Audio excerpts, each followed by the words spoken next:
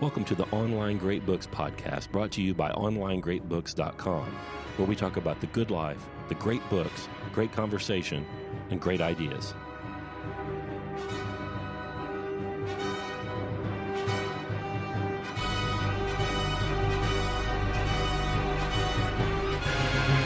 Hello, dear listeners. This is Brett. I am the producer of the Online Great Books podcast, and for the next 2 weeks on the show, you'll be listening to a discussion of Socratic Scribbling, a book by Malachy Walsh, who actually joins Scott and Karl for this conversation. Malachy is a discussion host at Online Great Books, and he also teaches the methods described in this book, Socratic Scribbling, in a 6-week course for Online Great Books members. And before we get started, I'm going to give you a blurb, even though that's a very unenjoyable word, isn't it? Blurb. As a matter of fact, I'm going to give you two. The first one is mine, and it's about the podcast itself. Of course, as the producer of the Online Great Books podcast, I am an authority on what is a great show, and this is one of them. This was a very fun listen, and it is a timely and very practical conversation. You'll certainly understand what I'm talking about by the end of the first hour. And the second is from the author himself. It's presented as how great books and great advertising can show us how to think and write better. Do you suffer from the blank page syndrome? Do you have trouble thinking up what you want to say when you're called on to write or speak? Not being able to find the right words can get in the way of romance and success. For example, repeatedly using the word blurb in your introduction as you try to impress a podcast audience, when you could easily go to a thesaurus and find a more precise word that is less gross. I added that part. Retired advertising man Malachy Walsh had to write on demand for 30 years. In Socratic Scribbling, he reveals secrets he learned from Plato, Aristotle, Cicero, Quintillion, Shakespeare, and other great writers and thinkers that helped him make his mark in advertising. Part 2 will follow next week. Thank you so much for listening. We'll get right to it. I'm Scott Hambrick. I'm Karl Shute. And today on the Online Great Books podcast, we are going to talk about our friend and Online Great Books seminar leader, Malachy Walsh, his book, Socratic Scribbling. We switched this up. Karl thought we were going to do the Agatha Christie book. We've been talking about doing the Agatha Christie book for 4 months. We'll do it 2 weeks after this one. Well, I'm already prepared. How about the hippie eye, greater and lesser Hippias? Whatever you want. Plato? Sure. You're so agreeable. Sure. So agreeable. And then after that, I was thinking about covering this article on the Delphi Method that was in a 1961 edition of Management Theory magazine. I know nothing about it. The Delphi Method? Yeah, it'll make you super mad. Super mad. Well, then that sounds good. I need to get a little more anger in my life, I think. Super mad. See, what we do in the Delphi Method, Malachy probably knows about this. He led focus groups. Malachy's with us. Hello. This is the first time we have an author on the show. Yeah, so in the Delphi Method, you decide, well, we're going to find out what the consensus is and then create a plan. But we already know what we want the consensus to be.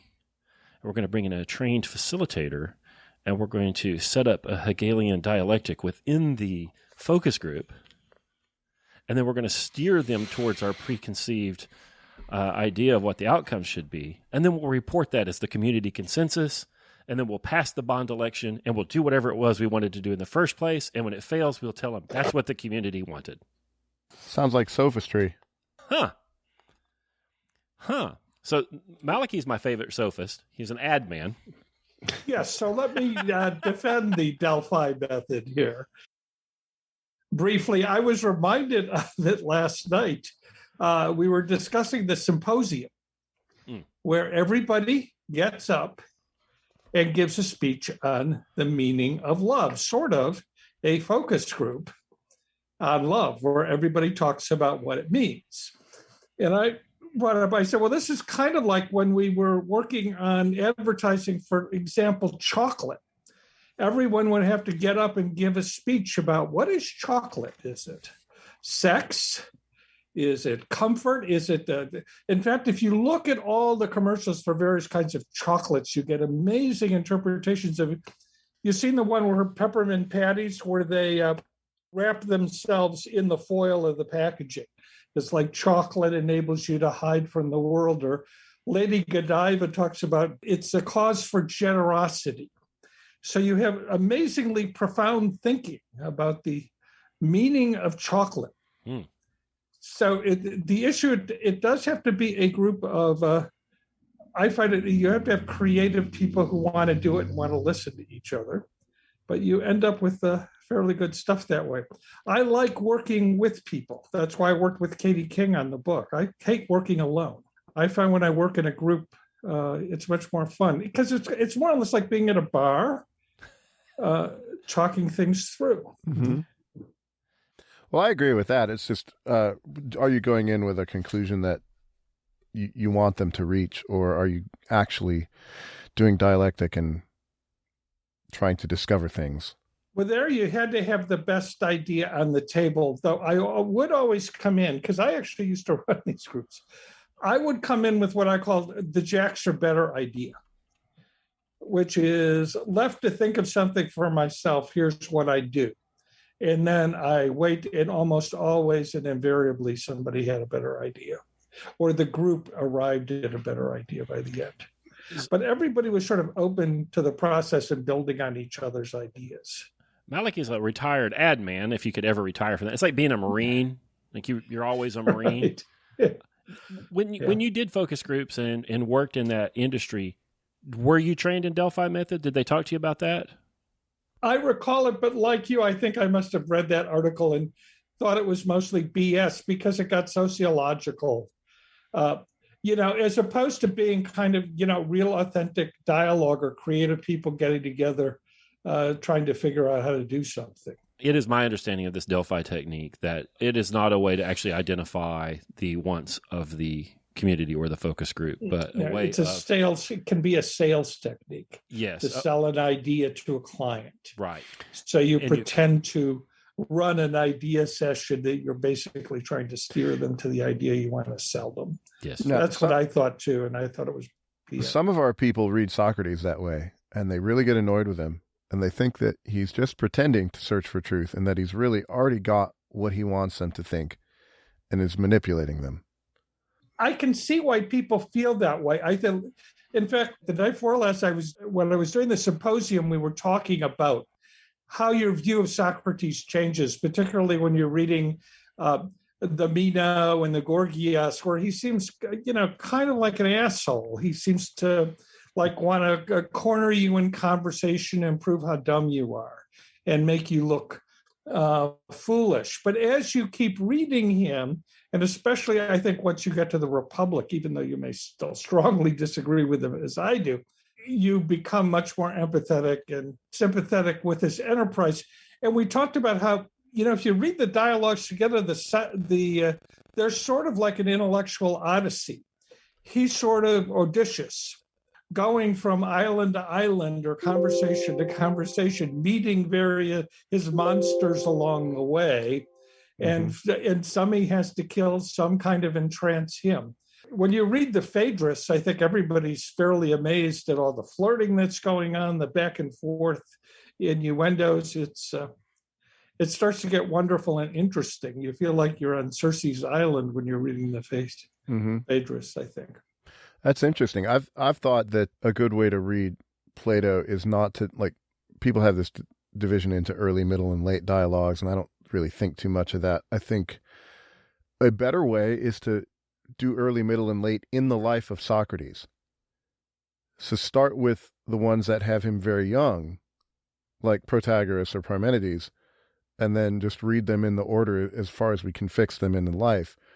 And I haven't done that. And the next time I do that, I will think of it in terms of the Odyssey and wonder if that might be what's going on.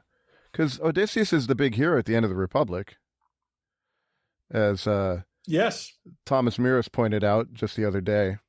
I noticed that too, and it made me smile. Yeah. And the other thing I loved about Plato, why the book is called Socratic Scribbling, or based upon Socrates, even though as you'll learn, I'm much more of an Aristotelian, I think. But it all kind of starts with him. We did an experiment that this book evolved out of a course I offered in writing. It started years ago when I was in the business, but also offering it through line great books. And the problem people were having with writing, most people, if you buy most books that tell you how to write, they point the problem was like, well, I don't know how to write so well. It's a matter of how can I write better? And then you get into like clean up your sentences, don't use the active voice and all that. And it struck me that unless it was a second language, either a dialect or you're from another country, that really wasn't the problem. The reason you were fumbling around with your words is you had no idea what you wanted to say most of the time. And then the books told you, well, outline what you want to say first, which is, if you think about an impossibility, because how do I know what I'm going to say until I say it? So I did an experiment with one of these groups. I said, well, let's just make a list of every kind of writing that you can imagine. And we just till we came up with 100 items, you write them on the big pads in front of the room. And then I divide them into small groups and say, okay, kind of take a look at these and answer these questions. What do all these kinds of writing have in common? Right. And then, is there any way you divvy them up into groups? Well, first of all, what do they all have in common? Well, no big surprises here. They had a writer and a reader and some kind of writing. Or writing, I included in writing where writing was the basis of something like a movie or a play, right? Or a song, right? But where the words kind of created the structure of what you were talking about. So everybody sort of agreed that those were those three parts. And it struck me that was the fundamental Socratic insight. Most stuff that you read, like let's say you read an editorial in a newspaper. Who's the writer? Who's the reader? Who's it for? What's their relationship? Even if you're keeping a journal in your own audience, you're managing or influencing a relationship either with yourself or your reader. What I love about the Socratic dialogue is it starts there. It doesn't make them invisible, right? And I feel that writing gets screwed up when you make them invisible. How you get screwed up in writing is most when you write, you answer your questions, right? And you forget to answer what you think or imagine would be your reader's questions. Yeah, so you said something about on page 30, perhaps we can think of writing as reading backwards, looking at writing as addressing a series of questions and answers. In cooperation with our readers, we can easily imagine ourselves back with Plato's Socrates and dialogues that help us find out what we really think about things. I thought that was really good, reading. So rather than thinking of writing as, I know what I'm going to say, and I'm going to present it to you, then you say somewhere else, don't make your reader feel stupid. And that would be the danger of that approach. But to think, well, what questions do my readers have? I think thinking of it in terms of questions is very good. And the other thing that I was thinking about is the blank page problem. And you brought up Socrates. So Socrates meets Meno. Socrates doesn't have any idea what he's going to say. Meno says, tell me, Socrates, can virtue be taught? Well, we have two big topics there, virtue and teaching. I think it ends up to be about teaching more than it is about virtue. And all Socrates does to make this wonderful little dialogue is, well, what do we mean by virtue? The topic just came to him out of the wind. I think a problem with writing is worrying so much about the topic and trying to be original. Well, why don't you just write look, these are all the things everybody else has written out. Why don't you write about that? In other words, I think you said in there, ad men steal from other ad men, or they steal from everybody. And I thought, that's good. So maybe you could just be a better writer if you would steal. Just be a better crook. Yeah. Yeah. Well, or recombine. Plato himself says, and also the Meno, when he's describing his own method, I said, one way I get a little irritated with Socrates at first in that dialogue, because what's virtue? Meno makes some very good points. He said, well, virtue for, your daughter is different than virtue for you. Mm-hmm. Right? Life stage, you encounter different kinds of issues.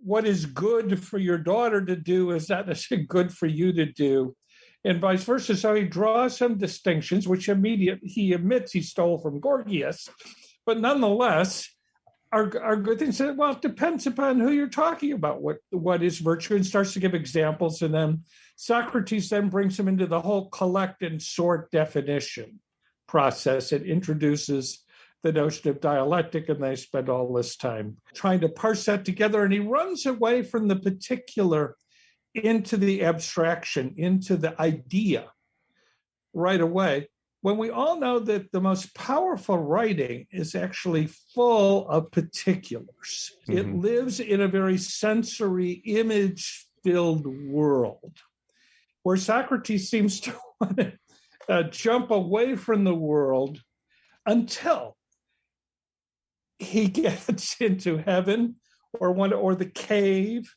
or when he gets into his stories, which we can talk about right elsewhere. But yeah, that's so that he plays both ends against the middle. So this is where you're more of an Aristotelian. If I say, Malachy, tell me, can virtue be taught? And we have our conversation. Let's talk about virtue. Let's get Aristotle's categories and talk about virtue, causes of virtue, relations of virtue, where do we find virtue? Let's write down everything we can possibly know about it, and then maybe we'll find something to talk about, right? And also let's do some case histories. At the end of the Meno, he asked, what's the name of the guy who ultimately is his prosecutor in... I'm blanking. Starts with an A. Yeah. Archon. But he starts to say, well, you learn virtue by example, right? Which is, I think, frankly, true.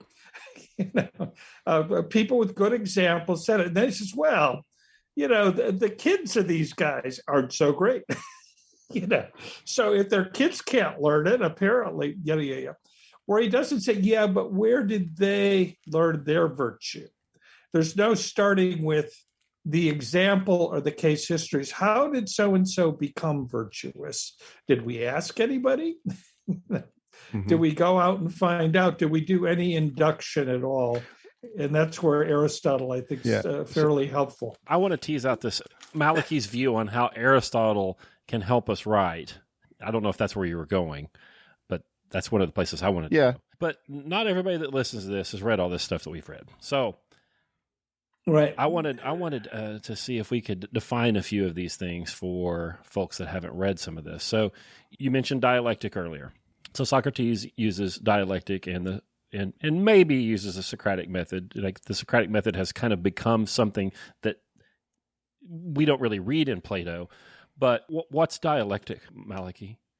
Well, thanks a lot. We talking Plato's or Hegel's or whose? Well, I think it's conversation. It's setting one point of view, but then making sure that you're looking at opposites as well. And in other words, if you're looking at generalities, look at particulars. If you're looking at the yeses, look at the nos. Dialectic is you live with an idea for a while and then look for the counterexample, and live with that idea for a while and let the relationships reveal themselves. At least that's the way I use it, and I find it pretty useful that way. I think one thing that would help people understand they haven't read all these things would be to start with the idea of how many kinds of writing are they and how do they relate to Aristotle. When we sorted all the kinds of questions, when you looked at, everything from a movie to a novel to a laundry list to direction somebody gives you to their house, and you start to group them, you say, well, some kinds of writings are just sort of explaining things, right? It's like when you stop at a gas station to ask for directions, he draws you a little map, writes you a few words, okay? So there's kind of basic explanations. You don't really ask the gas station attendant to prove it, right? So some explanations seem to also, but still in the explanatory, I say, well, Like, well, how do you know that? Or you may actually ask, so how long have you lived here? You know, you may do your own little proof. And he said, well, I just came last week. You might be a little more skeptical. But you're still in that explanatory mode. Sometimes you kind of need to demonstrate why you think what you think. And so this is kind of the whole area of everything from science to how-to books. This is the way you get from here to there. And you can usually settle those arguments to some extent, unless it's climate change or something where it's still, there's so much change going on, the world is still open-ended. But the next kind of writing involves something else where you get into more persuasive writing where you're arguing, well, what's the best thing to do? You know, should I do this? Is this a good painting or a bad painting? Should I watch this TV show or that TV show? And we get in, should we raise our taxes? Should I buy Bitcoin? You know, all these kinds of questions where you're giving people advice and counsel. Aristotle would call this deliberative rhetoric. But here's where you bring in ethics and psychology. Well, it depends who you are, right? And what's good for you. And you get into conversations about that. But that's where the whole realm of persuasion runs.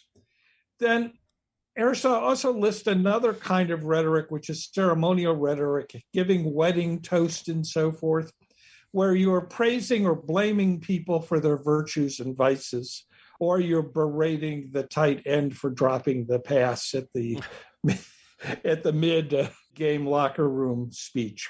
And then finally, the last kind of writing is the poetics or mythology, which is a writing that we read to be inspired, not just to be persuaded, but to imagine a world better than we have now, or to imagine it is worse in what we could learn from that.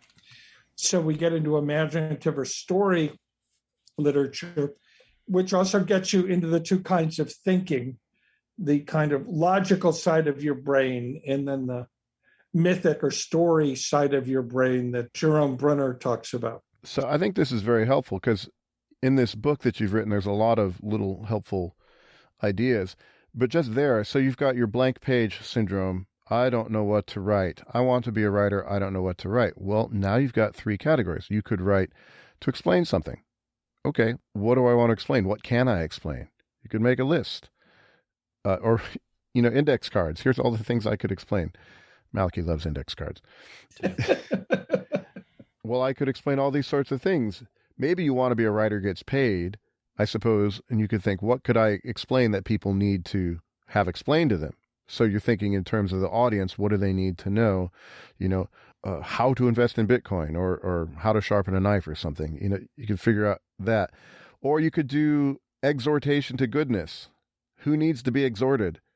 For what things? How do I approach this audience? And then just to delight. I want to write something to delight somebody. Well, novels, poems, limericks, jokes. That takes the blank page and gives it's like the fog is lifting from the map, from the landscape. Now you can see these are the sorts of writing there are. I think that's a huge deal in breaking through the writer's block. Is just to think, well, these are the ways I could go. I do as well. And I also think that once you recognize what those have to do with relationships with readers, writing a thank you note, how much we don't use writing as much as we should to influence our relationships, either with ourselves in terms of keeping diaries or picking our own brain. Very few of us do that, or we gave it up in seventh grade, and we shouldn't have. Picking your own brain is a really good idea. Thanking people, writing love poems and songs for people is a wonderful thing to do and can make all the difference in the world in your relationship with me. Writing apologies. I just feel it's an entirely underused way of relating to people because of all this kind of formal fear around it. Well, is it grammatical? Well, who cares? I don't know. Yeah. I mean, nobody except the English teachers uncapped their pens when Winston tasted good, like a cigarette should. Yeah. Gosh, when people, there was an OGB member who used to come to the gym in Chicago, and he corrected my grammar one day, and I just yelled at him. I was like, "Here I'm giving you truth, and you're correcting my grammar." That's just such small potatoes. I would say forget about all of that stuff until you get done, and then worry about it in revising. Yeah. Well, and not only that, you won't make those mistakes if you learned how to write beautiful sentences in the first place, right? And this is what I find when people read my book, they get very angry. Fortunately, not as a rule at me, but at their education. We're taught how to write grammatical sentences. When Shakespeare was taught how to write, he was taught so-called schemes and tropes, which were patterns of words under the basic logic that if sound echoes sense, we tend to remember it. Ask not what your country can do for you. Ask what you can do for your country. You can take the country out of Salem. You can take Salem out of the country, but you can't take the country out of Salem. You like it likes you, said 7-Up. That is a rhetorical scheme that Shakespeare was told to go home and write 30 of at night. And so that anytime he wrote a sentence, he didn't write sentences. He wrote schemes. He wrote sentence patterns, which were already inherently logical. And they forced him to think, and also to think dramatically, because notice the comparison and contrast, or sequentially. I came, I saw, I conquered the Bistros.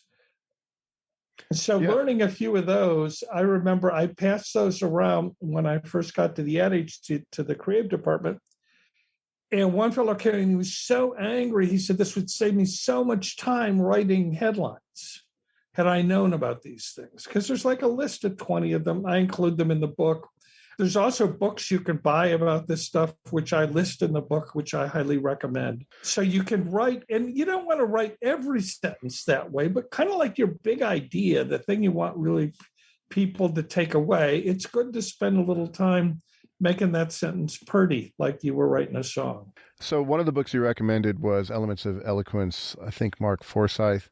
I have that book, and I was just doing practice. I was pulling up my notes. Like, when he'll give you an example, just write a bunch of them. They can be silly. So for alliteration, I did my kids. Matthew made some mud. Gentle John jockeyed for jerky. Sarah sighed and said sorry. So no, I'm probably not going to write that way very often, but practicing all of those schemes and tropes, I think that should have been the bulk of people's high school writing. Right. Absolutely. It used to be. It used to be. Well, and it still was. Interestingly, that's how Martin Luther King learned how to write. Baptist preachers. And Jesse Jackson, almost to the extreme, where people parody him. Rap music is based upon, Baptist rhetoric. And it's great. When people complain about rap music, well, that's just street music. I go, well, that's goddamn Stickamethea. That's how the chorus sang. Yeah, so I think the Greeks. It's the stuff that you remember. There's a reason for this. The whole point of poetry at all, of metered language, is so people will remember it. All the Who's down in Whoville loved Christmas a lot, but the Grinch who lived north of Whoville did not. And when you are writing or speaking, because I think you could use the stuff from this book if you're going to make speeches with some modification, you want people to remember your lines. So there's ways to do that. It's not, Shakespeare didn't pop out of the heavens. No. And people who only know Shakespeare, when they start reading Ben Jonson or Chris Marlowe, they think he's Shakespeare because they sound pretty similar. They were all studying those tropes. Yeah. Or Charles Dickens, or what's the best of times? It was the worst of times. Worst of times. Yeah. I mean, think if you do any words that are stuck in your head, they're in those formats. Yeah. So when we do our music and ideas stuff, we've done some things on music theory. And there are patterns in music that repeat. There are relationships in music that repeat, and it has to do with the mathematics of sound and the way your head and your skull and your ears are constructed. And so good music is going to have something in common with other good music. And the parallel with writing, you're a human being, you have a brain, it works in a certain way. Some people have figured out these patterns before you. It's well worth your time just to keep a sketchbook and make some of them up. Indeed, it is. And it gets to, again, both Plato and Aristotle's obsession with proportion in means, right? In other words, things have to be measured. So the notion that you always look at opposites, so never think of an example without a counterexample, and then also think of the middle and the compromises. So these are all very useful. And when you lose them, right now we just have heuristic discourse in politics because of the way our elections have been set up. I think it started with the primaries. When you overly democratize, you get the extremes on either end speaking, and you lose the middle. And that's very dangerous. And you also lose the middle of language. Nobody talks to each other, listens. Basically, people are at war. The two extremes are at war, and the middle just cringes and thinks about moving to Oklahoma. We're full. Yeah. Yeah, so I think get yourself Malachy's book, because he has all this stuff. He has a bunch of it laid out in the back. There's a convenient little set of, all the rules are set out in the back. Cheat sheet, yes, because life is short, art is long, but all sorts of ways in which you can questions you can ask. Like on page 195, a list of, or 193 to 195, we have a bunch of schemes and tropes. Like the tricolon. I love the tricolon. I like the ascending tricolon, which is where you add more each time you do it. I came, I saw, I conquered. Right, yeah. And it's always better in triples. So that's why you have a tricolon, not a bicolon. This gets back to the Aristotle question. Sometimes, some of you may have encountered this when you've done you have a discussion group on the prior analytics, and you go, oh my God, what have I just done? Because Aristotle recognized that, first of all, you can only explain one thing in terms of another. So on interpretation, he says, whenever you're talking or ideas, you have to say this and that. There's a certain almost irony to that. How is it that you can only understand something by what it's not? Something else. But that's the way our experience works. That's on interpretation. And then when you put those sentences together, the subjects and their predicates, right? Those two things, then they create patterns of three. That's how you end up in the prior analytics with a syllogism, right? One term, another, and the middle term. All men are mortal. Socrates is a man, therefore Socrates is mortal. You have those three terms, and it's like a tripod. Logic is basically, it takes three thoughts for a thought to stand up. That's one of the most amazing insights ever. It's why when your teacher said, well, when you have a paragraph, you should write 3 examples or 3 proofs. Do you remember this? If you learned at the old nun, that's the way she said, we have to give three reasons. Well, it's a tripod. Things fall over unless they're in threes. Yeah. 3's the right amount. 4's too much. Breakfast, lunch, and dinner. Socratic Scribbling has alliteration and is an awfully good title. But you are definitely more Aristotelian. You do use the questioning. You do ask the writer to ask themselves all of these questions so they'll know what they're going to say. To grill yourself and to be Socrates for yourself so that you know what to say for your correct audience. But starting about page 50, you start really laying out how Aristotle's thought teaches us to make our writing map onto reality, like to make our writing say the things that we needed to say, and so that is congruent with our experience. I love that. I want that to be taught more. I want us to not read Hemingway. because I like the crisp, clear sentence, but I want people to take heed of Aristotle's categories and his metaphysics, so that they know what it is they want to say, and they can identify in a very specific way those concepts that they want to express, so they know how to do it, so it doesn't become heuristic and just argumentation and specious and mean. Yeah, say you want to talk about something. You talk about the categories on page 50, just the substance, quantity, quality, relative relations, etc. So you want to talk about football. Well, what is football? Well, it's a game, and you can go through this. It's like the most popular game in the United States. You could talk about its quality. You could talk about even the sounds of it. You go through this list and figure out all the details about football, and then you're probably going to write better about it.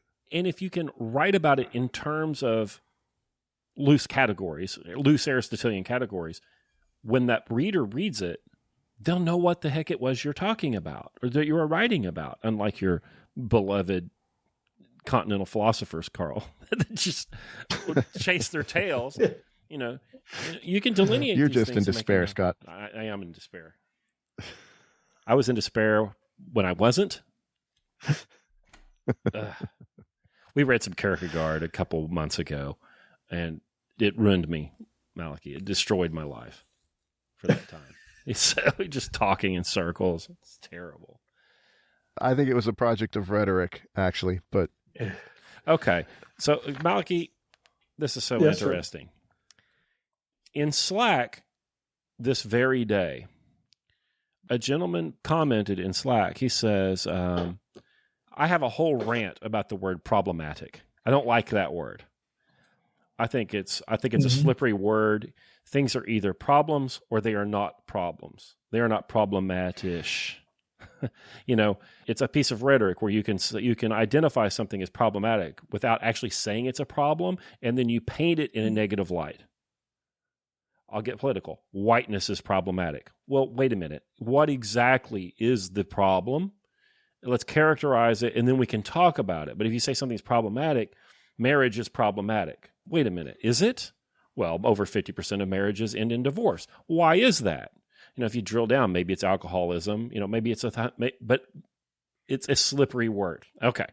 So a guy says in here, I'm sure this has been written about thousands of times before, but whatever. I feel like is being used as a substitute for I think that or I believe that. He says this is not a simple, trivial, cute language quirk where you're saying feel, but you really mean believe or think. It's substituting the objective with the subjective, facts versus feelings. And then he says, as Ben Shapiro loves to say, facts don't care about your feelings. Have you heard that phrase? Facts don't care about your feelings? No, it's not a bad line, though I disagree with it. I told him, well, I think Shapiro is missing the boat there because your feelings don't care about the facts. When you think that it's all dialectic, that it's all about the facts, that it's all syllogism, you really can't convince people because their feelings don't care about your facts. No, and you have to know what's important to them, So as an ad guy who's telling us, helping us learn how to write here, how do we write and appeal to these people's feelings and use rhetoric for the good? I talk about this a little in the book. Let me give you a very contemporary example. So there's the climate crisis, whatever that is, right? But it's in the air. People argue about it vociferously, one side or the other. Science is on the side of one, apparently, right, and idiocy is on the side of the other to those people who think, and they're absolutely sure of their facts. And I think they are. I think they're sincere as a rule. So they'll keep throwing facts at you, but it won't make any difference to folks who don't believe it. You have to know what the other person thinks is important. Like if I wanted to talk about the effect of climate change to somebody in Appalachia or something, I don't think I'd bring in people from MIT to explain climate to them. I think I'd be interviewing fishermen or people like him that he can relate to and talk about, I don't know why, but the weather sure is changing for the worse. Then they can argue out, is there anything we can do? Is it in our control or not? And at least you get the conversation going on a common ground with a common purpose, as opposed to, I'm going to prove to you you're an idiot and you don't know enough about science to accept climate change. It's just not going to work. So knowing your audience and then finding an appeal to that audience that's appropriate for Aristotle and for you is rhetoric. Right. Yes. So it's not all slippery, lying baloney. It's not sophistry. No, and Socrates believes that as well. In the Phaedrus, he says, because according to the pure Socrates, you would think, well, the only thing that's important is the truth. So as long as I'm thinking straight to the world and I have the truth, I should just be able to tell you that, tell you the facts. You'd be all right. No. You also have to know your audience and what they think, because that's what he's leaving out is communication altogether, which Aristotle points out. But he doesn't leave it out in the Phaedrus. At the end of the Phaedrus, we forget that the Phaedrus is primarily about writing. Beyond opening with a Mae West joke, my favorite line is where Phaedrus comes and he's hiding a scroll under his coat. Cloak, which Socrates notices, and there's almost that line, is that a scroll under your cloak, or are you just glad to see me? Kind of flirting going on. It's very funny. But anyway, so it starts, in fact, it starts out about the relationship between writing and manhood right away, right there in that joke. Yeah, well, I think it's even in the Republic. I think the Republic, this is a Straussian thought, but that it's the transformation of Glaucon is not enough to tell him. They get the definition of virtue or of justice in book 4. They should be done, but they're not, because all these young men, they pop up and say in book 5, I believe, hey, Socrates, you were going to talk about sex. Remember? You were going to talk about the sharing of wives, and we, being young men, really want you to talk about that. Well, they're not ready for philosophy. So you have to, the audience needs to be prepared, and so that's the occasion for the story of the cave. And finally, Glaucon says about these philosopher kings how beautiful they are. That's when he's caught, when he sees that the thing that Socrates wants him to conclude is beautiful. And that's rhetoric. In the climate change example, if you're going to talk to people, you have to figure out what they value. I once saw a thing, a lady came in and talked to us at the college where I was, and I think it was in one of the bays out east, and they were overfishing it or something. And so she did a whole project where, rather than, top-down studies, which the fishermen aren't going to read, they got to make money. She went and lived in the town. She went to church with them, went to dinners with them, and she moved the needle on that issue because, like you say in the book, she says, what are the questions that my audience is asking? Well, the question is, how do I catch enough fish to feed my family and to make a profit? That's the question. And then you're telling me I can't use a gas engine in my boat anymore, or you're doubling the price by eliminating the pipeline. Yeah. Yeah. Thanks. Right.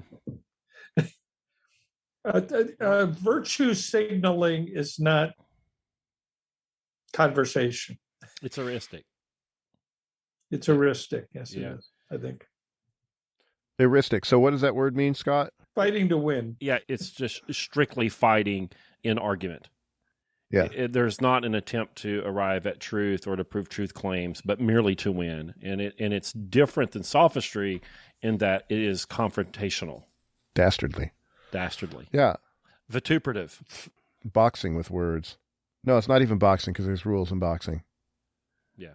I want people to read this, and I hope, I have an ulterior motive. I hope that this interests them enough that they go read Plato and Aristotle. I hope this is a gateway for that. I do too. I hope it works both ways. So when I invented the course, I did an ad agency. So my authority, so to speak, to do a course on writing came from the fact that I was in advertising. But what I learned when I was in advertising is that my old-fashioned classical education was that all these ideas that we were coming up with at a contemporary, very successful ad agency were in effect all around for thousands of years and had been written down. And practically, I think I was the only one in about 900, including the people who went to Harvard and Yale. None of them had been educated this way. So tell us about your education. I was Jesuit educated. Well, actually, by the nuns, then the Carmelites in high school, Mount Carmel High School in Chicago, the Jesuits at Georgetown in D.C., then an MA at DePaul University here in Chicago, then working on a PhD in Lit at the University of Chicago, which I, as I mentioned in the book, decided I would much rather spend. I wanted to spend more time in Jimmy's, which is the bar at Hyde Park, than I did in the Regenstein, which is the library. Right? Sounds and like spending to make it in the academic racket, you have to spend all day in a library. So I just ain't that kind of guy. You become a blind cave fish. No, I have total respect for it. But I was lucky enough in the era because there were people like Richard McKeon and Wayne Booth. I got an amazing kind of great book education, as I did from the Jesuits, because the Jesuits at that time were still teaching the great books. What did that look like when you were in junior high? What was that education like at that time? In high school, the Carmelites were still kind of classically oriented. I had to take Latin and Greek and German. And actually, when I came out of school, math was my best subject. My father thought I was going to be an engineer. I got scholarships based upon my math skills. But I went to Georgetown because they had a classics with mathematics program. How odd. I like that. So one of the schools in Chicago, I happen to have a collection of the material because I taught there for a while. St. Xavier was going to they're going to turn themselves into a great books college. They worked it all out. They had the curriculum. I have it somewhere behind me in the storage room. And they just didn't.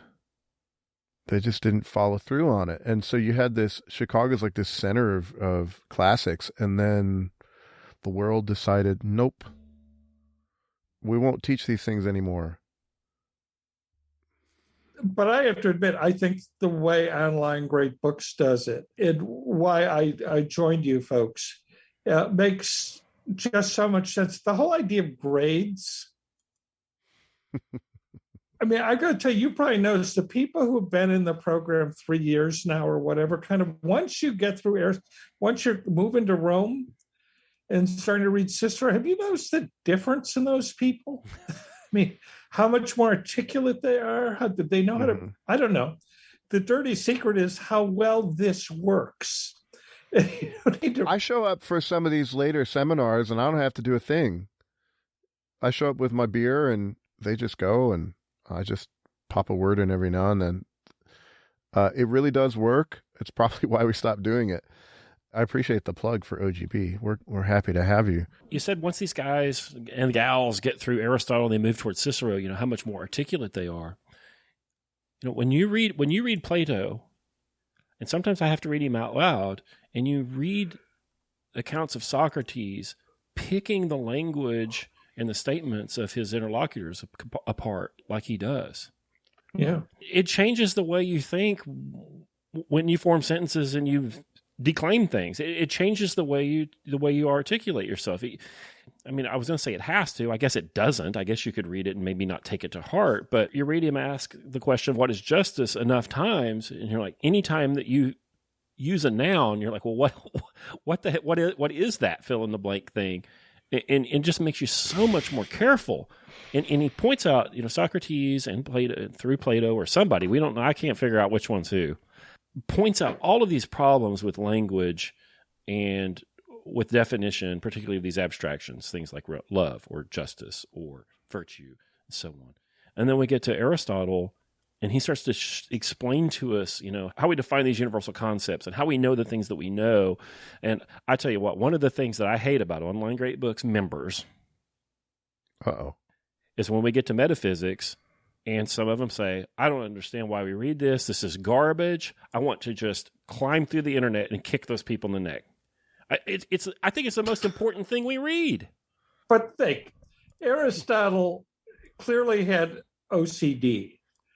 Right. In other words, he would make lists so exhaustive, like he can't stop making them, but tell the exhaustive, well, and et cetera, he'll stop, in book 18 or something. He just sort of gives up the ghost. And admittedly, as I understand it, we primarily have lecture notes, and we're not even sure they're his notes. And they may be student notes. But you read some of those sentences aloud, and they do set you up for Jacques Derrida. I mean, some sentences where they kind of read inside out. I can't even quote one, but you can't help but laugh after you've read them out loud. You go, if you read what went before and what went after, you can kind of get it. But if you just isolate that sentence, and I noticed a number of people on Slack have quoted those sentences, say, okay, why am I reading this? Kind of thing.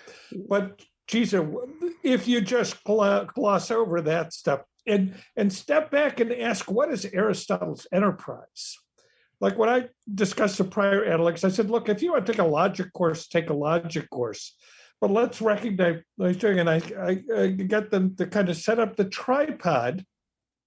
And what is the role of logic, and what can we expect from logic, and why was this such an accomplishment? And the whole notion of doing, not just making lists, but doing combinations and permutations of things. In other words, looking at things inside out and turning them up and over. You can have really good conversation about that stuff, and then you can then get Connor to take you through the logic course, because it's at that stage it's basically a math course. Well, I think metaphysics is a hard book, but trying to figure out the shape of reality, which is what I take it to be doing, is really important. And if you're going to be just a writer, well, you're writing about reality. You probably need to know what's an essence of a thing. What counts as a real thing? Is a privation a real thing? Is this abstract quality that's in politics today, is whiteness a thing? That's, well, if it is, what kind of a thing is it? Having some understanding of being lets you wrestle with these, and then you're not just throwing word grenades at people. Or when somebody throws one at you, you recognize it as such, and you can just move on. In recognizing that just because things are different, they're not necessarily contradictory. I give the example. Who's the quarterback that just won the Super Bowl? I'm having Tom Brady. Tom Brady. So I said, imagine if you were to ask a writer from Boston to describe Tom Brady, okay, and he was a sports writer, he'd either be talking about him in terms of football or his loyalty or lack of loyalty to Boston, right? But each description would be different depending upon his perspective. And then imagine two kinds of women in the stands, each describing Tom Brady. Maybe his age and maybe younger girls, and how they would describe, and the particular, which of Aristotle's categories they would use to construct that picture. So that just because you're using the list doesn't mean you wind up in identical places. So you can have equally valid perspective. I always like the phrase, I'm not a relativist at all, but I look at it more like it's, we look at reality through a broken mirror, and we each have a piece of the mirror. And that piece of the mirror is true and absolute. But how all the pieces fit together, God knows, says Aquinas. So I want to poke on that a bit. So you have your, at least in our circles, famous Cheese Whiz story. Yes, I do. Where you figured out that marketing Cheese Whiz as healthy, which it was just as healthy as other cheese, didn't work because people who ate Cheese Whiz didn't want to eat healthy food. If you could have marketed it as radioactive, they probably would have bought more. But you say this line, I think on 77 in the book, the truth that works in rhetoric is the truth that fits with the other truths in people's lives. Mm-hmm. So that could sound perhaps relativistic on first glance. Yeah. But in terms of persuasion, in other words, it still has to be a truth to begin with.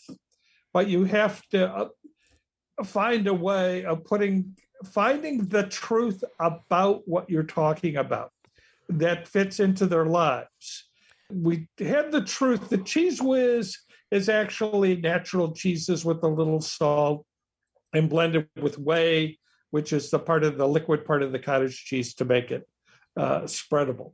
When we told them it was healthy, that's not the way people thought of it. It has this kind of neon color and whatnot. But when we told them that it was microwavable cheese sauce to put on your nachos, they bought it like crazy because we found a new use for a 1950s cheese idea, because it was originally designed to spread on cracker to have with your highball.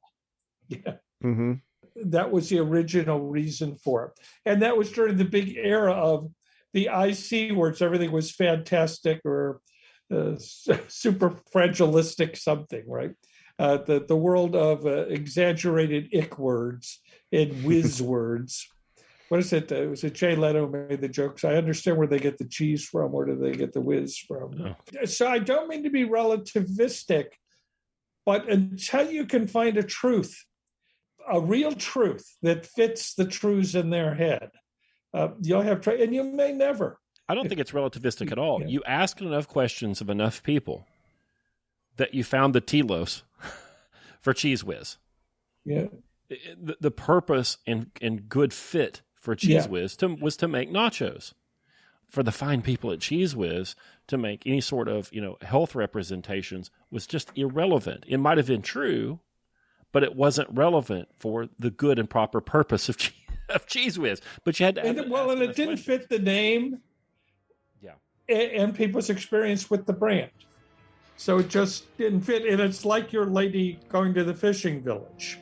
I don't want these people to overfish, but telling them that, what's their alternative? How can I know how to place this problem for them to address? Maybe she doesn't even have the solution. Let them come up with the idea themselves. Let them use the Delphi method.